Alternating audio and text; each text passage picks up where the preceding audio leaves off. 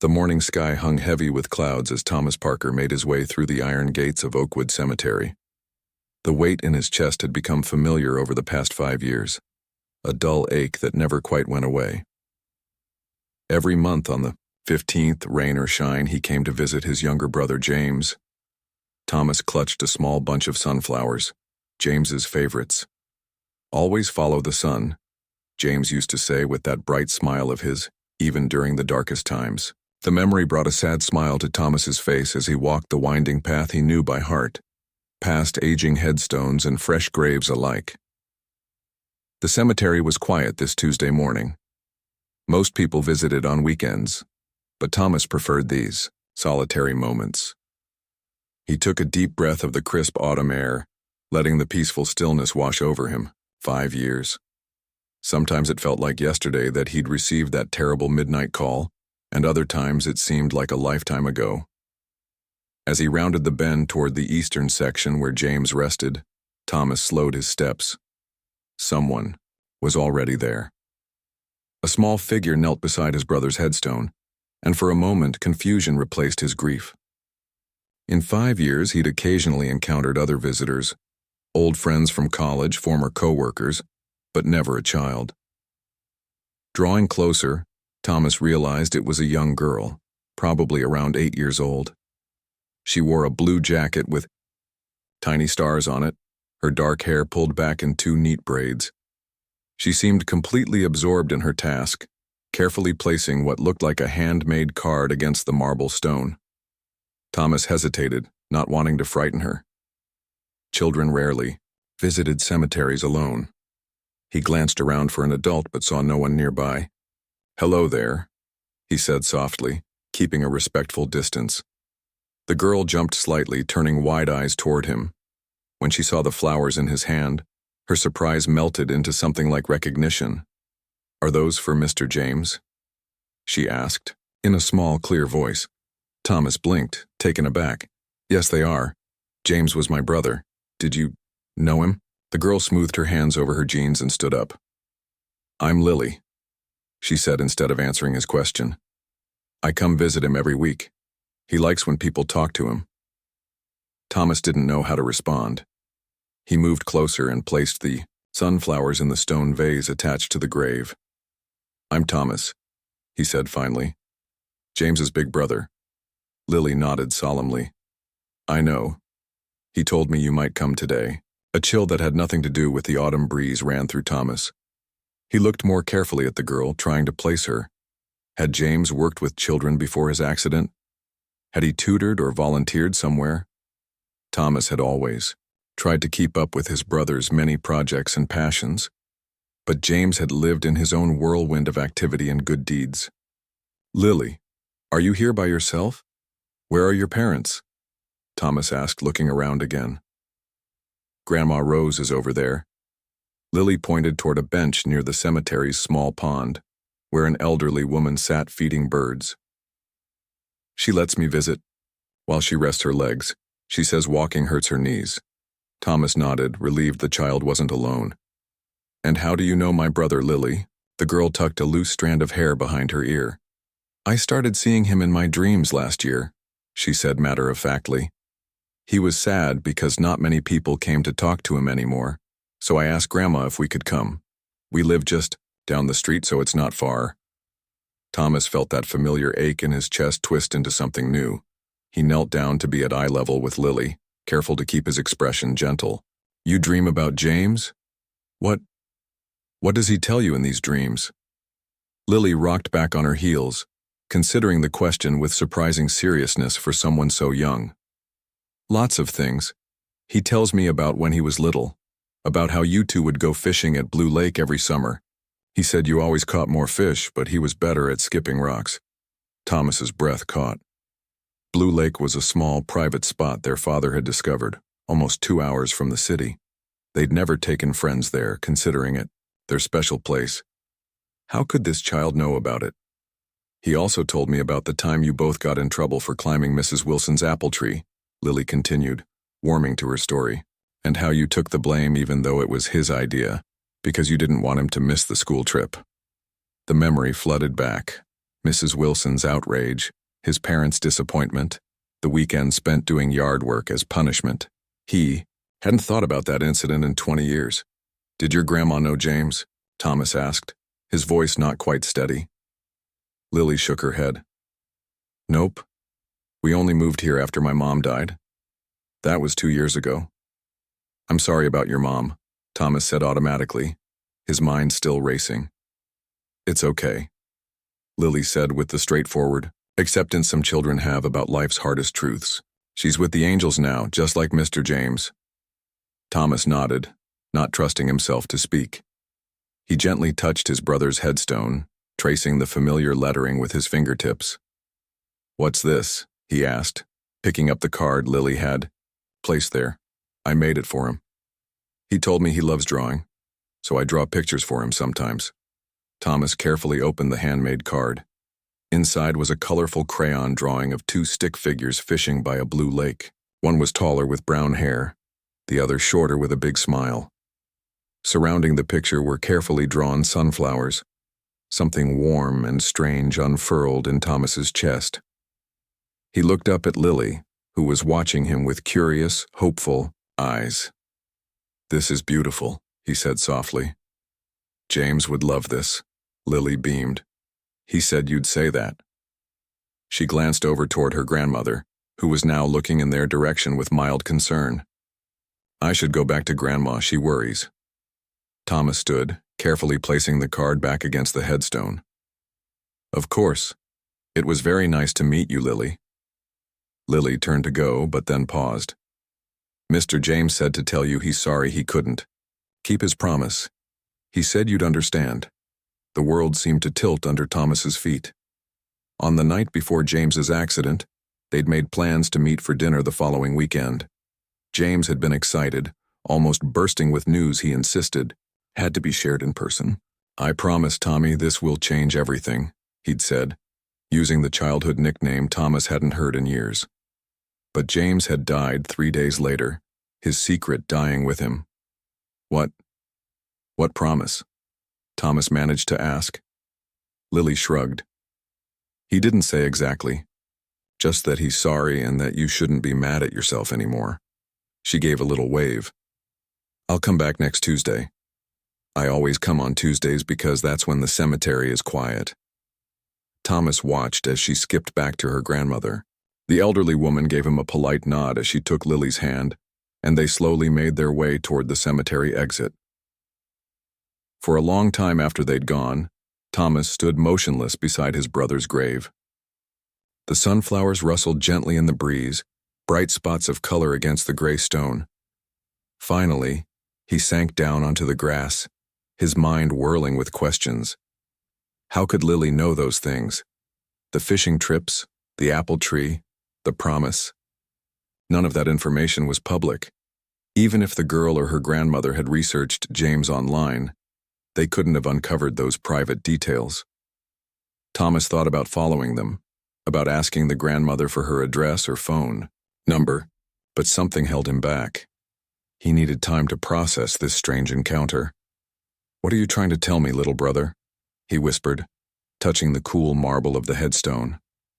As if in answer, a beam of sunlight broke through the clouds, illuminating the bright yellow flowers in the child's drawing. Thomas couldn't help but smile, remembering James's favorite saying, "Always follow the sun." That evening, Thomas couldn't focus on anything. He moved restlessly around his apartment, replaying his conversation with Lily. After dinner, he dug out an old photo album from the hall closet and flipped through pictures of him and James as kids. There they were at Blue Lake, proudly holding up their catch.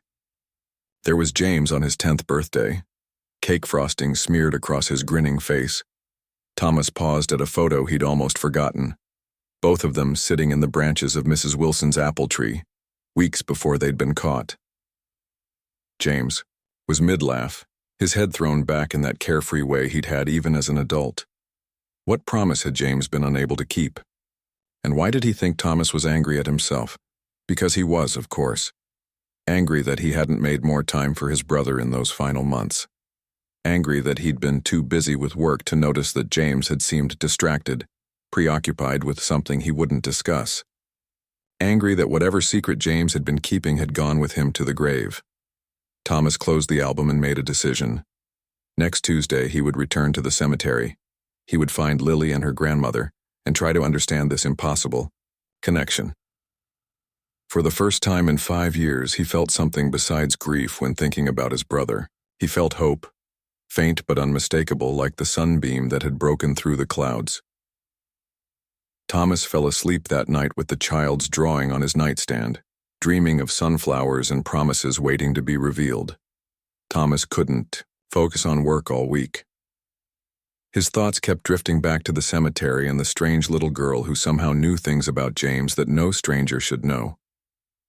By Monday evening, he had made up his mind. He would go back to Oakwood Cemetery the next day, hoping to find Lily and her grandmother again. Tuesday morning arrived with golden sunshine that belied the chill in the air. Thomas arrived at the cemetery earlier than the previous week, his heart beating a little faster as he approached James's grave. No one was there yet. He placed fresh sunflowers in the vase and sat down on a nearby bench to wait. Almost an hour passed before he spotted them. Lily skipping ahead while her grandmother followed at a slower pace, leaning on a wooden cane. Thomas stood up, suddenly, unsure about approaching them. What would he say? How could he explain his questions without sounding crazy? Lily solved his dilemma by spotting him first. Her face lit up with recognition and she waved enthusiastically. "Mr. Thomas, you came back," she called out, hurrying toward him while her grandmother watched cautiously. "Hello again, Lily." Thomas smiled, glancing toward the elderly woman who was making her way toward them. "Is that your grandmother?" Lily nodded. "Grandma Rose. She wants to meet you." She lowered her voice to a stage whisper. "I told her all about you." And she was curious. Rose approached, her eyes the same deep brown as Lily's, studying Thomas carefully. She was a small woman with silver hair pulled back in a neat bun, dressed in a simple blue coat that matched Lily's jacket. "Good morning," Thomas extended, his hand. "I'm Thomas Parker. James was my brother." Rose shook his hand firmly. "Rose Chen, I understand you met my granddaughter last week." Her tone was friendly but cautious. Thomas couldn't blame her. A strange man talking to her granddaughter in a cemetery would make any guardian wary. "Yes, I was surprised to find someone visiting James," Thomas said, "especially someone who seems to know so much about him." Rose's expression softened slightly. "Perhaps we could talk while Lily does her visiting. She likes a few minutes alone with the headstone." Thomas nodded, and they moved to the bench he'd been sitting on earlier, close enough to keep an eye on Lily but far enough to speak privately. The little girl was already kneeling by the grave, talking softly, as if having a conversation. "She's been doing that for months now," Rose said, following his gaze.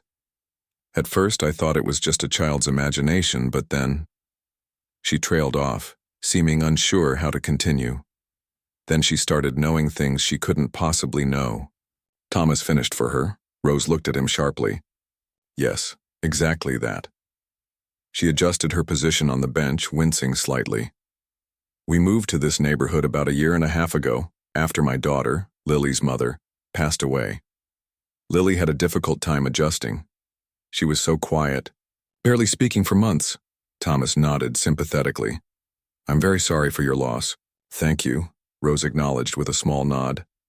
"About 6 months ago, Lily started having these dreams.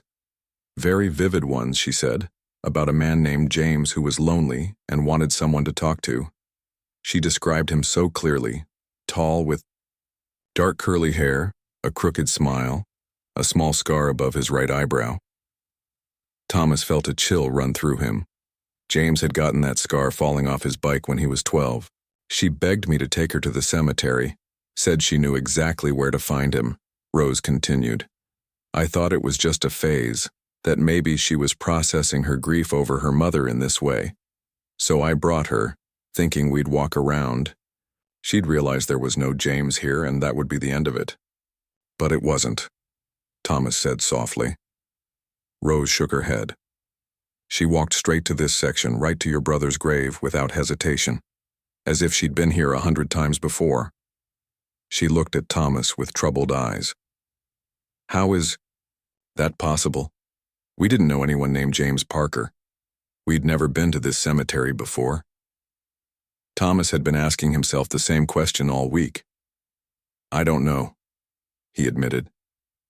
But she told me things about James and me, private things that weren't public knowledge, childhood memories that even our closest friends wouldn't know. They sat in silence for a moment, watching Lily arrange small pebbles in a pattern around her drawing from the previous week. Does Lily often know things she shouldn't know? Thomas asked carefully. Rose seemed to consider her words before answering. My daughter always said Lily was special, more aware than other children. But this is different. She twisted her wedding ring absently. After we visited the first time, she started telling me stories about James. His favorite food was spaghetti with extra Parmesan. He loved the smell of rain on hot pavement. He broke his wrist when he was 14 falling out of a treehouse. Each detail was like a small shock to Thomas's system. All true, all things a stranger couldn't know. The treehouse was in our backyard, he said quietly. Our dad built it when I was 10 and James was 8.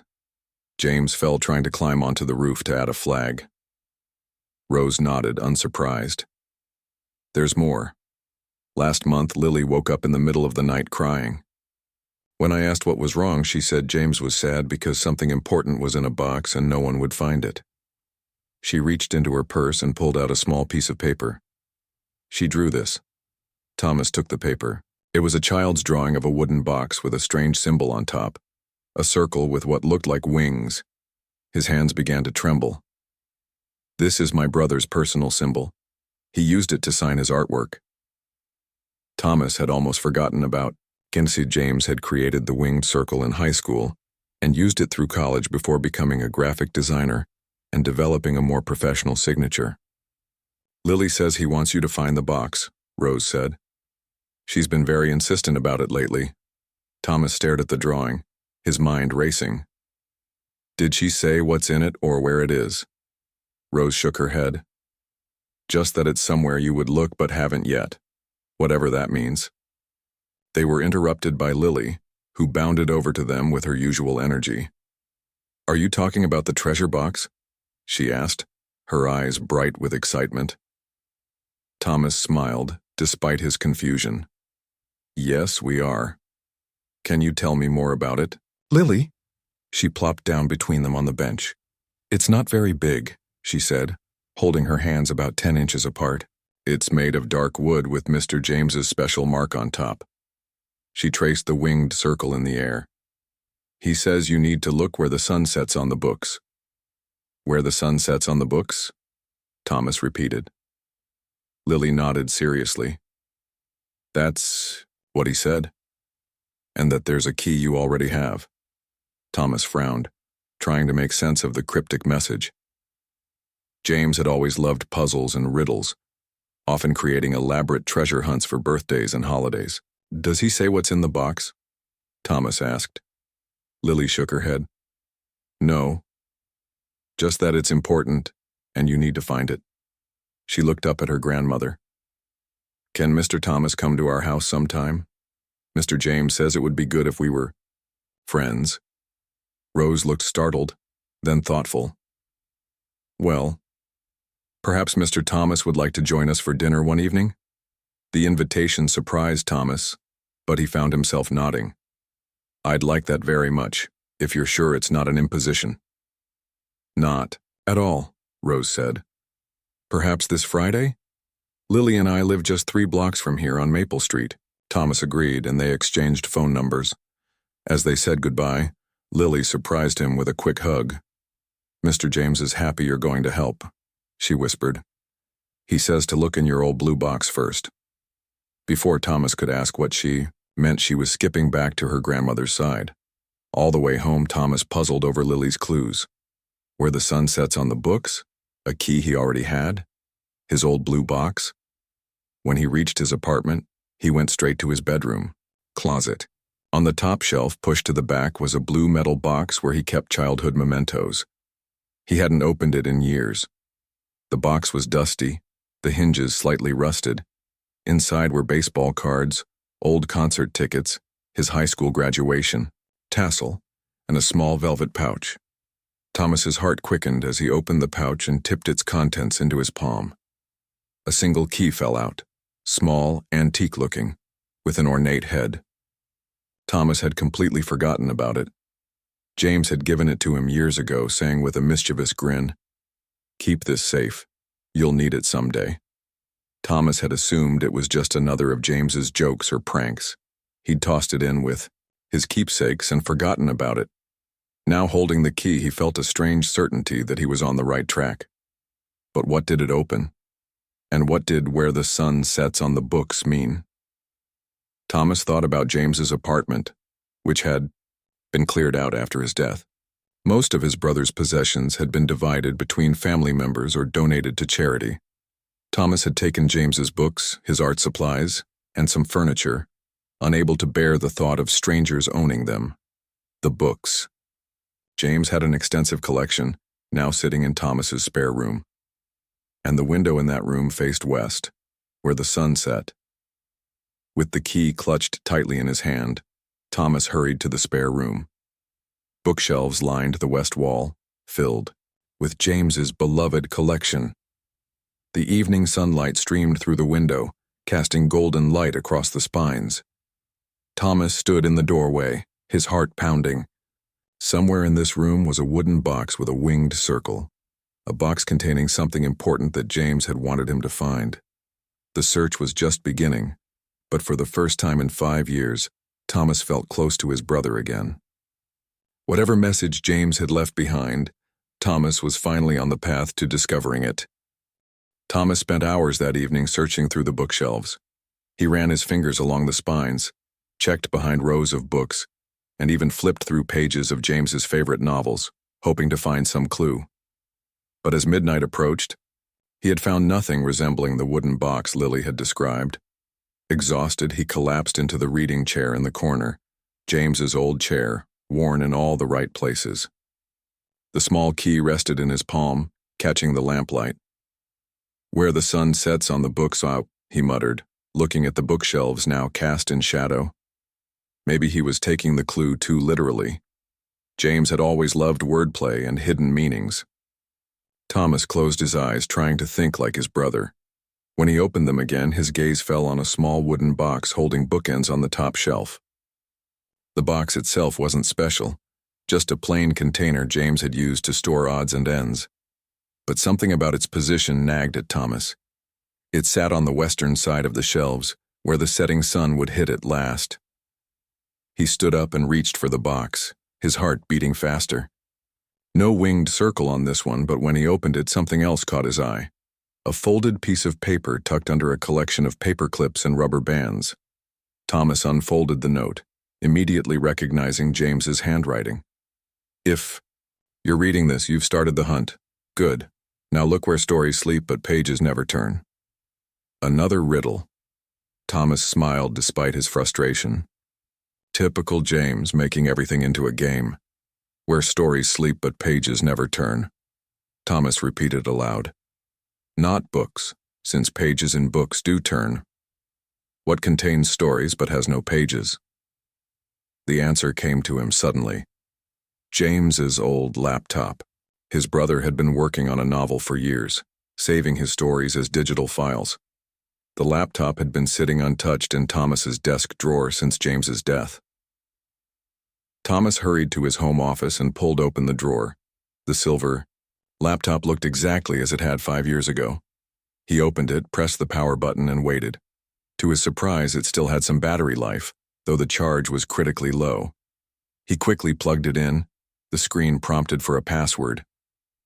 Thomas tried James's usual passwords, his birthday, their childhood dog's name, his favorite book title, but none worked. After the third failed attempt, a password hint appeared. "Where we made our promise." Thomas sat back, thinking. They had made many promises to each other over the years, but one stood out. Their pledge at Blue Lake when James was just 12 and Thomas 15. They had promised to always look out for each other, no matter what. The location was their special place, unknown to anyone else. He typed blue-like and held his breath. The screen unlocked. Thomas navigated through the files, looking for anything unusual. The desktop was cluttered with work projects, personal photos, and draft chapters of James's novel. Nothing seemed out of place or particularly secret. Then, he noticed a folder simply labeled with the winged circle symbol. His pulse quickened as he clicked on it. Inside was a single document titled, "For Tommy, open when you find the box." Thomas clicked on it, but instead of text, a series of numbers appeared. 14-7-1922 to 18-3 storage unit, number 2199 Bridge Street, self-storage. Thomas grabbed a pen and wrote down the numbers and address. Bridge Street was across town, in an industrial area he rarely visited. The numbers had to be a combination, perhaps for a padlock on the storage unit. He checked the time. 1:24 a.m. The storage facility would be closed now. Tomorrow then, first thing. Thomas barely slept that night. His mind kept returning to James's mysterious message and what might be waiting in that storage unit. By 7 a.m. he was already in his car, heading across town with the key and the copied numbers.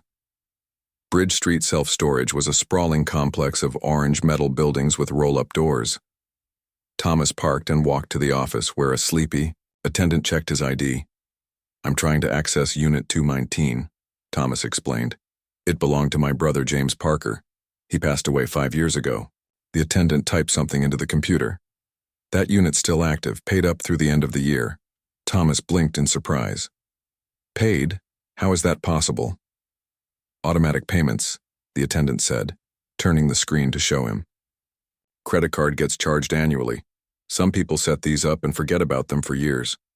Thomas felt a chill. James had planned for this, arranged for the unit to remain accessible long after he was gone. "I have the key and combination," Thomas said, showing the small key from his blue box. "Can I go in?" The attendant nodded, pointing toward Building C. "Just follow the numbers. You'll need to sign in here first." After completing the paperwork, Thomas made his way to Unit 219. It was smaller than he'd expected, about the size of a walk-in closet. A heavy padlock secured the door. With slightly shaking hands, Thomas entered the combination, 14-7-19, then 22-18-3. The lock clicked open. He removed it and raised the rolling door, which creaked from disuse. The space inside was mostly empty, except for a medium-sized cardboard box in the center and a folding table against the back wall. On the table sat what he'd been searching for, a dark wooden box with the winged circle carved into its lid. Thomas's mouth went dry. He approached slowly, almost reverently, and ran his fingers over the symbol. The box was about the size Lily had indicated, made of polished walnut. A small keyhole was positioned at the front. He took out the antique key, inserted it into the lock, and turned. The lid opened smoothly, as if the mechanism had been recently oiled. Inside, nestled on a bed of blue velvet, was a sealed envelope with "Read First" written on it, a USB drive, a small photo album, and several legal documents bound with a rubber band. Thomas opened the envelope first and unfolded the letter inside. "Dear Tommy, if you're reading this, then something has happened to me, and somehow, you've found your way here. I'm sorry for the elaborate setup, but I needed to be sure these items would only be found when the time was right. There's so much I should have told you while I was alive. I've been keeping a secret, one I was finally ready to share when we made plans for that last dinner. I guess fate had other ideas. 6 years ago, I met someone. Her name was Diana Chen. We fell in love quickly, but our relationship was complicated. Diana was going through a difficult divorce and had a young daughter. We kept our relationship private while she sorted through her legal troubles. Then Diana became pregnant. We were happy, but agreed to wait until her divorce was finalized before telling everyone. When her ex-husband found out about the pregnancy, he became vengeful, threatening to fight for full custody of their daughter. Diana and I decided to keep our relationship and the baby secret until everything was legally resolved. But then she developed complications in her pregnancy. Our son was born 2 months early, and Diana— Thomas had to stop reading for a moment, his vision blurred with tears. He took a deep breath before continuing. Diana didn't make it. Our son, too small and frail, lived only 3 days. I was devastated, Tommy. The only bright spot was Diana's daughter, who by then had become precious to me. Her name is Lily. She was only 4 when her mother died, too young to fully understand. Diana's mother, Rose, took custody of Lily. We agreed it was best for Lily to have stability with her grandmother, while I remained in her life as a friend of her mother's. I've been supporting them financially ever since, setting aside money for Lily's future. Rose and I had planned to tell Lily the whole story when she was older, but now that responsibility falls to you. Everything you need is in this box: birth and death certificates, photos, legal documents showing my financial arrangements, and a trust fund I established for Lily. The USB drive contains videos I made for her telling her about her mother and me, about our family, your family. Lily is my stepdaughter in every way that matters, Tommy. Though not biologically mine, I loved her as my own, and now I'm asking you to look after her. Not to replace her grandmother, but to be part of her life. To give her a connection to the family she doesn't know she has. I'm sorry to place this burden on you, but there's no one else I trust more. You always kept your promises, especially the most important one we made at Blue Lake all those years ago. Always your brother, James. Thomas lowered the letter, his hands trembling. He reached for the photo album and opened it. The first picture showed James with his arm around a beautiful woman with kind eyes, Diana.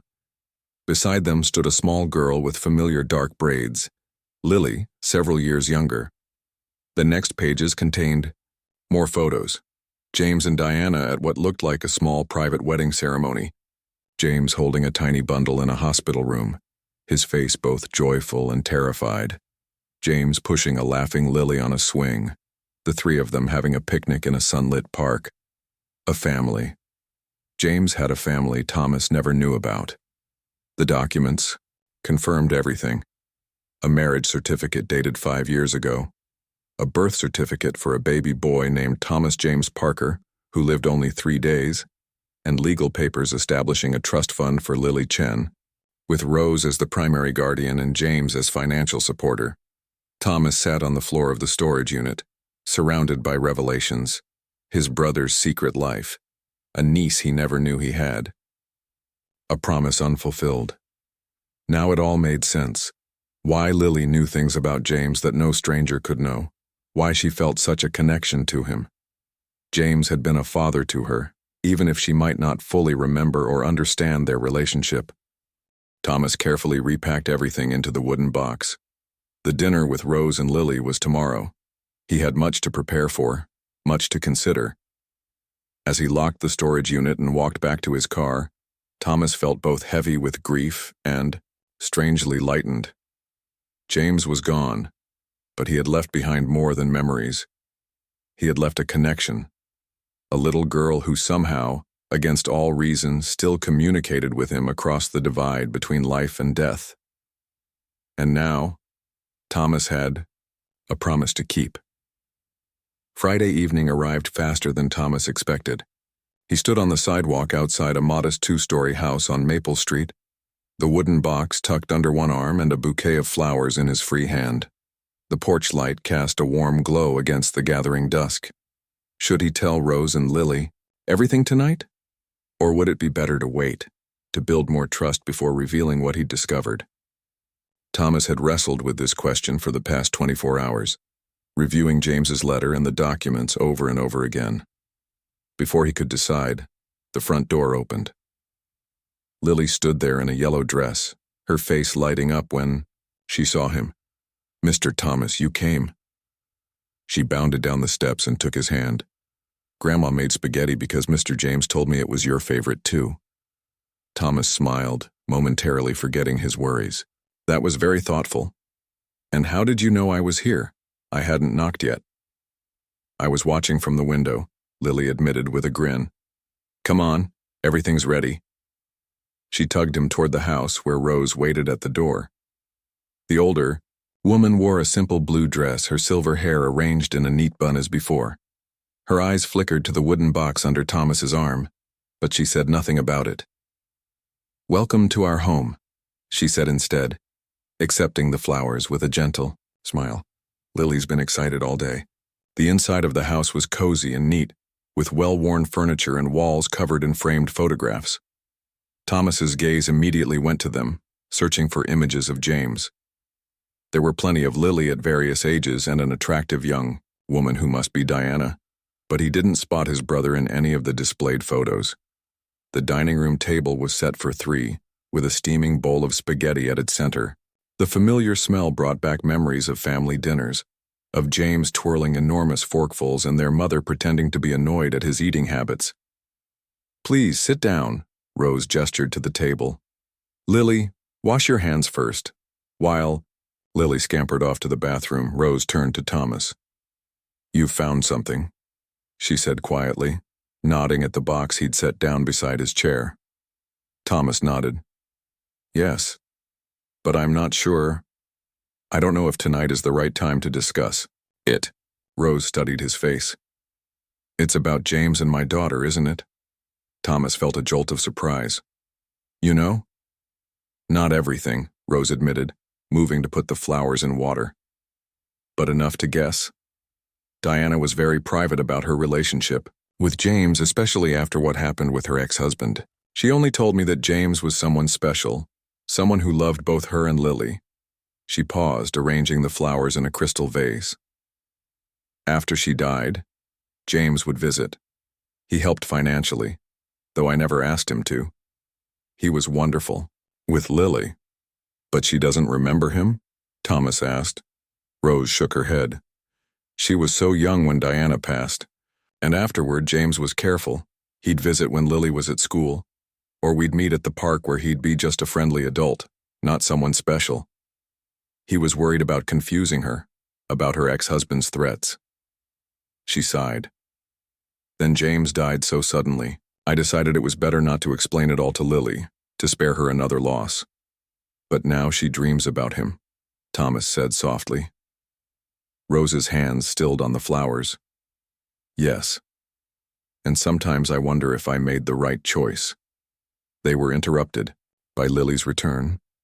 The little girl climbed into her chair, eyeing the wooden box with open curiosity. Is that the treasure box? Did you find it where the sun sets on the books? It was a bit more complicated than that. Thomas smiled. But yes, I found it. We can talk about it after dinner, okay?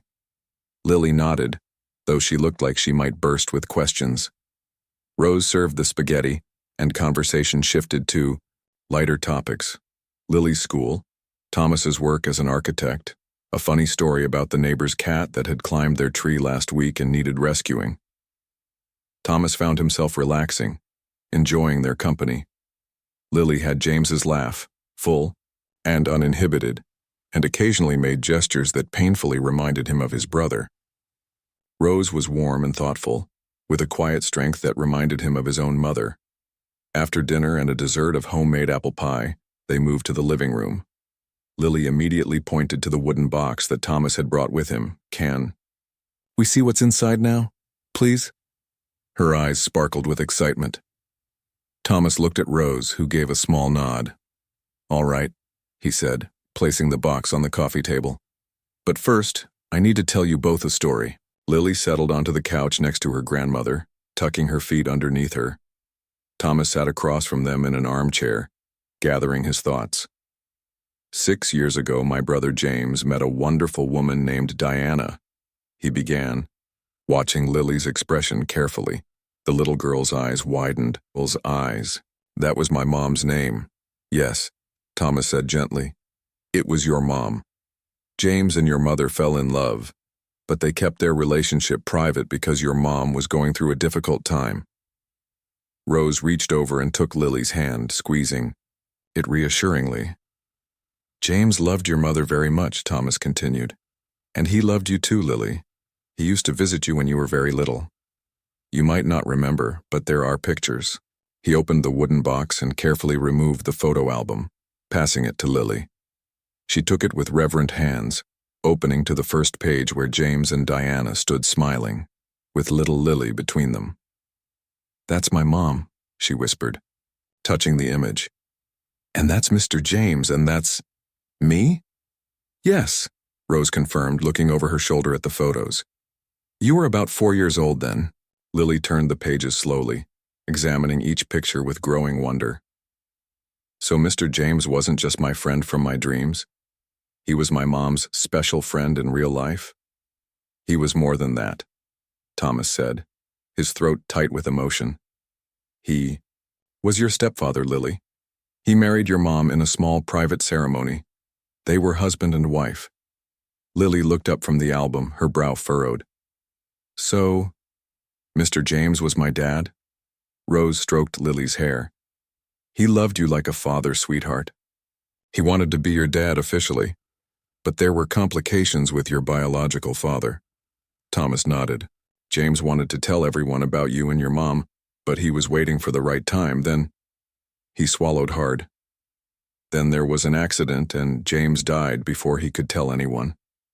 Lily's eyes filled with tears. "So that's why he's so sad in my dreams sometimes. Because he had to leave us." Thomas reached across and took her small hand in his. "James left something for you, Lily. He made sure you would be taken care of. There's money set aside for your future, for college, or whatever you might need. And he made videos for you so you could hear his voice and see his face. He showed her the USB drive. Would you like to watch one of them now?" Lily nodded eagerly, wiping away her tears. Rose brought her laptop to the coffee table and Thomas inserted the drive. Several video files appeared, each labeled with a date. He selected the first one and stepped back as the video began to play.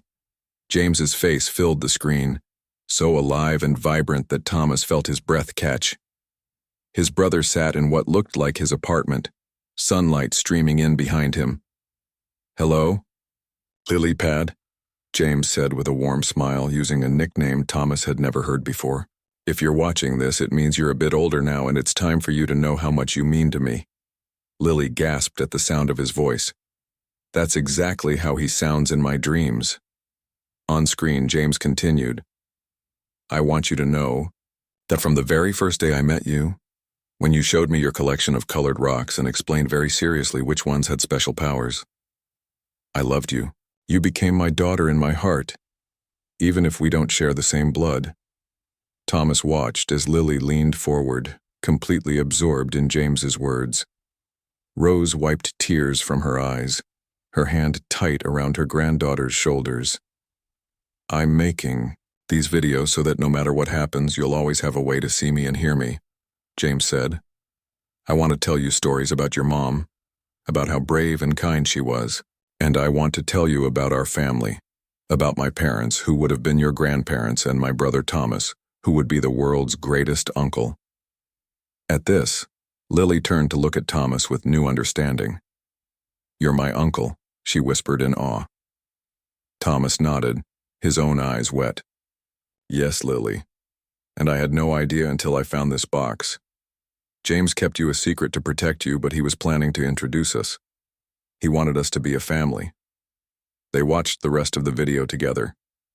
James talked about Diana, sharing sweet stories about their relationship and describing how much she had loved Lily. He talked about his hopes for Lily's future, his pride in her creativity and kind heart. The video ended with James blowing a kiss to the camera. "I love you, Lily Pad, never forget that." When the screen went dark, the room was silent except for soft sniffles. Lily looked up at Thomas, her eyes shining with tears and wonder. "So I wasn't making it up?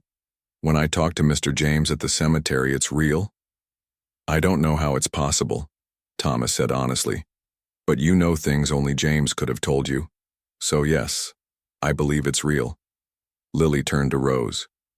"Is it okay if Mr. Thomas is my uncle now? For real?"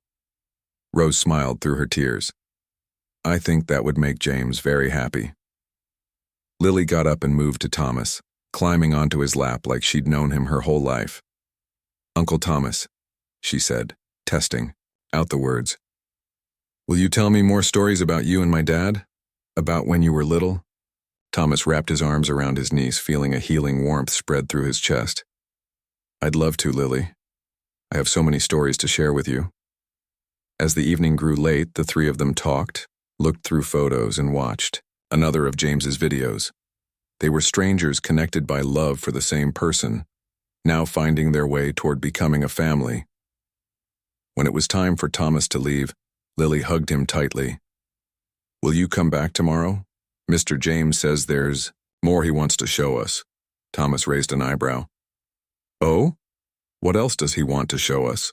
Lily smiled mysteriously. "He says to bring your fishing poles, and to remember the promise you made at Blue Lake." Thomas felt a shiver run through him, not of fear, but of wonder. Somehow, against all odds, his brother was still looking out for him, still making sure he kept their childhood promise. "I'll be here first thing in the morning," he promised, "with fishing poles." As he drove home under a canopy of stars, Thomas felt lighter than he had in years. The grief was still there, would always be there, but now it was accompanied by something new, a sense of continuation rather than ending. James's life hadn't simply stopped. It had transformed, leaving behind connections that would last a lifetime. Thomas had lost a brother, but he had found a niece. And in the mystery of Lily's dreams, perhaps James wasn't entirely gone after all. The next morning dawned clear and bright, perfect weather for fishing. Thomas arrived at Rose and Lily's house just after 8, his old fishing poles strapped to the roof of his car and a cooler of sandwiches and drinks in the trunk. He hadn't been to Blue Lake in years, not since before James died, but the route was etched in his memory. Lily burst out the front door before he could even knock, wearing overalls and a wide-brimmed hat, her excitement palpable. "Uncle Thomas, I've never been fishing before. Will there be big fish? How do you catch them? Will they be scary?" Thomas laughed, her enthusiasm infectious. "Whoa, slow down. I'll teach you everything my dad taught James and me. The fish at Blue Lake aren't very big, but they're tricky to catch. That's what makes it fun." Rose followed at a more sedate pace, carrying a tote bag and wearing practical clothes and a sun hat. "I packed extra sunscreen and some snacks," she said. "Lily barely slept last night, she was so excited. Mr. James told me we need to go to the big rock that looks like a turtle," Lily announced as they loaded into Thomas's car. "He says that's where the best fish are." Thomas exchanged a glance with Rose in the rearview mirror. The Turtle Rock had been his and James's secret fishing spot as kids. They had never taken anyone else there. "Did he tell you anything else about today?" Thomas asked, pulling away from the curb. Lily nodded seriously.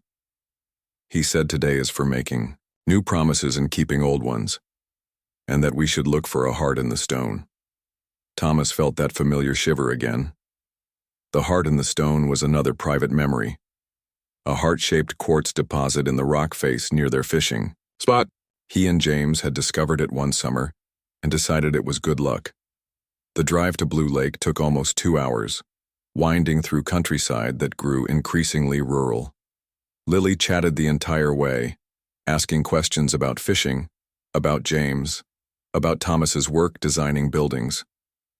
Rose mostly listened, occasionally adding a question of her own. "We used to come here every summer," Thomas explained as they finally turned onto the gravel road leading to the lake. "Our dad discovered it when we were kids. It's on private land, but the owner was a friend of his and gave us permission to fish here." "Is it still private? Are we allowed to be here?" Rose asked, looking concerned. Thomas smiled. "Actually, James bought this land about 6 years ago. I had no idea until I saw the deed in his box of documents yesterday. It's part of Lily's trust now." He glanced at the little girl in the rearview mirror. "This place belongs to you, Lily." Her eyes widened. "I own a whole lake?" "And about 50 acres around it," Thomas nodded. "James must have bought it to preserve our childhood memories. He always was the sentimental one." They parked at the end of the gravel road and hiked the remaining quarter mile through the woods. As they emerged from the trees, Blue Lake spread before them, a perfect oval of deep blue water surrounded by gentle hills and towering pines.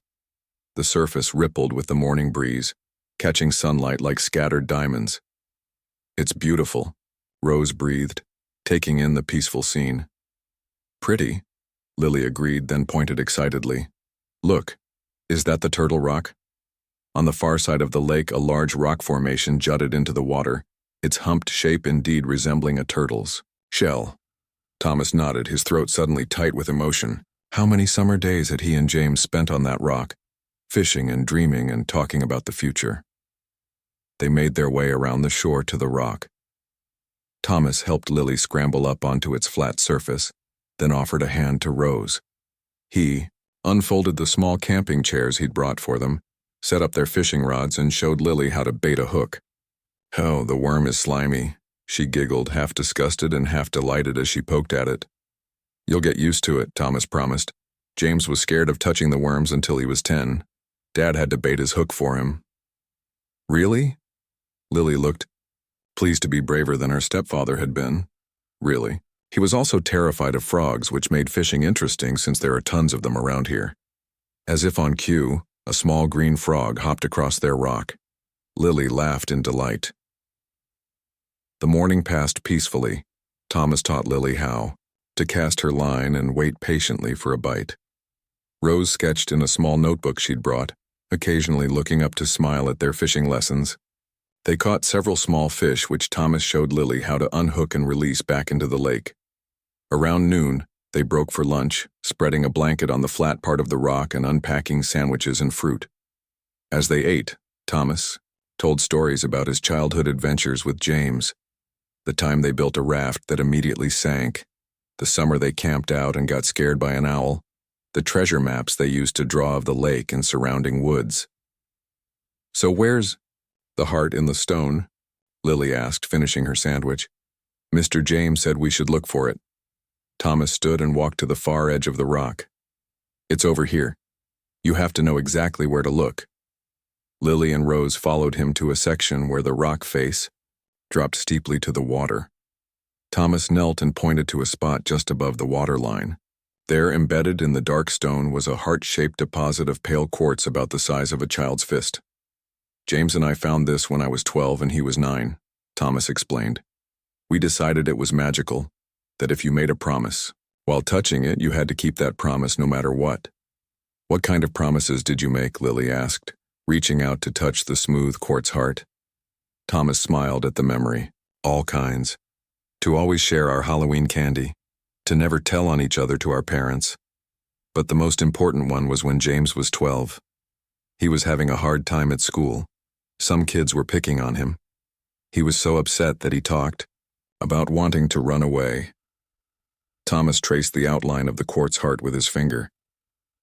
"We came here, just the two of us, and I made him promise that no matter how bad things got, we would always talk to each other first, that we would always look out for each other, that we were a team forever." "And did he keep his promise?" Lily asked. Thomas sighed. "For the most part, yes. But at the end, he kept you and your mom a secret. I think he was trying to protect you, but it meant he was carrying a heavy burden alone." He looked at Lily seriously. "That's why these past few weeks have been so special. In a way, he's finally keeping his promise, reaching out to me through you, making sure I found you both." Lily nodded solemnly. "He told me he needed to fix a mistake. That's why he started visiting me in my dreams." Rose, who had been quiet during this exchange, spoke up. "Do you really believe James is somehow communicating with Lily? Actually speaking to her?" Thomas considered the question carefully. "I don't know how to explain it, but Lily knows things she couldn't possibly know otherwise. And these past few weeks..." He shook his head in wonder. "It's like James orchestrated this whole thing. The meetings at the cemetery, the clues leading to the box, bringing us here today. It's exactly the kind of elaborate plan he would have loved." They sat in contemplative silence for a moment.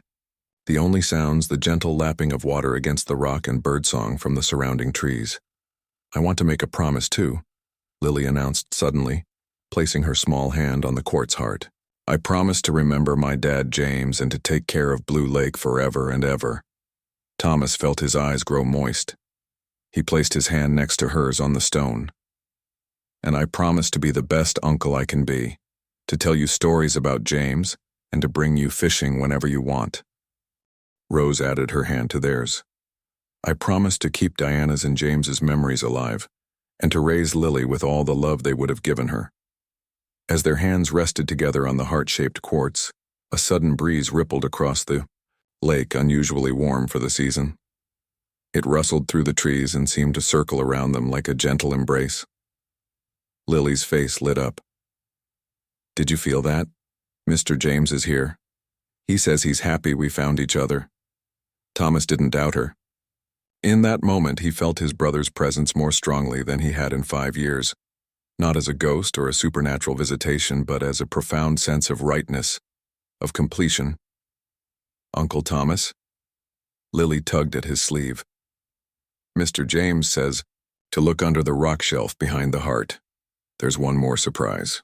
Thomas raised his eyebrows but obediently leaned down to peer behind the quartz heart. In a small natural hollow just large enough to reach a hand into, something gleamed. He carefully extracted it, a waterproof metal container about the size of a deck of cards. What is it? Lily asked, peering curiously at the container. Thomas opened it to find a USB drive similar to the one from the wooden box, along with a small note in James's handwriting.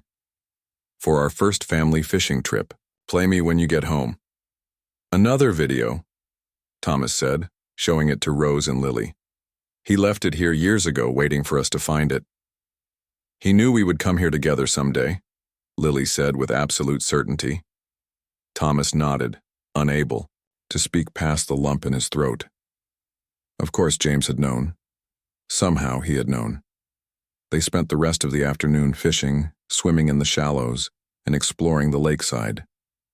As the sun began to sink toward the horizon, casting long golden reflections across the water, they packed up their gear and headed back to the car, tired but content. That evening, back at Rose and Lily's house, they gathered around the laptop once more. Thomas inserted the USB drive they'd found at the lake. A video file appeared, dated just 3 weeks before James's death. James's face filled the screen, his familiar smile both joyful and slightly mischievous. He sat on Turtle Rock, the blue waters of the lake visible behind him. Hello, family, he began. If you're watching this, then something amazing has happened. You've found each other. Tommy, you've discovered the niece you never knew you had. Rose, you've gained a brother-in-law. And Lily, my sweet lily pad, you've learned that family can grow in unexpected ways. He leaned closer to the camera, his expression growing more serious. I don't know what the future holds or how you all came together, but I know my brother, and I know once he found out about you, Lily, he wouldn't rest until he was part of your life. Thomas felt Lily's small hand slip into his. I've left everything arranged for you, James continued. The lake that meant so much to Tommy and me now belongs to Lily. The trust fund will provide for her future, but the most valuable thing I could leave behind is this. The 3 of you together forming a new kind of family. James's eyes seemed to look directly into Thomas's. Tommy, remember our promise at the Heartstone? We'll always be a team, even now. Take care of my girls for me. And Rose, thank you for everything. Your strength has always amazed me. He leaned back, the familiar mischievous smile returning. I've hidden a few more surprises around for you all to discover together. Life should have a little mystery, don't you think? But that's for another day. For now, just know that I love you all, and that some bonds never break, not even with death. Family is forever. The video ended, leaving the 3 of them sitting in silence, hands linked together. So there's more treasure hunting to do, Thomas said finally, smiling through his tears. Lily nodded excitedly. Mr. James says this is just the beginning. Rose squeezed their hands. Well then, I guess we'd better get started. Outside the window, the first stars of evening appeared in the darkening sky. Inside, Three people who had been strangers just weeks ago sat close together, united by love for someone who had found a way to keep his promises even after death. Thomas looked at Lily, this remarkable child who had appeared so mysteriously at his brother's grave. Whatever happened next, whether James continued to speak through her dreams or whether those messages eventually faded, the connection they'd formed was real and lasting. The story that had begun with a father finding a young girl at his brother's tomb had transformed into something none of them could have imagined. A new family forged through loss and love, with roots reaching both into the past and forward into a future full of promise.